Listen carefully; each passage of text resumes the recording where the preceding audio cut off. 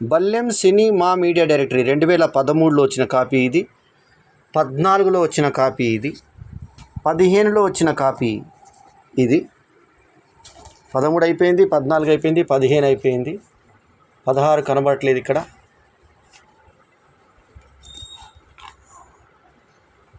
17 వచ్చింది మళ్ళీ, 17 ఇది 17 కాపీ. తర్వాత 2018 కనబడట్లేదు, 19 ఉంది మళ్ళీ, 19 ఇది, 20,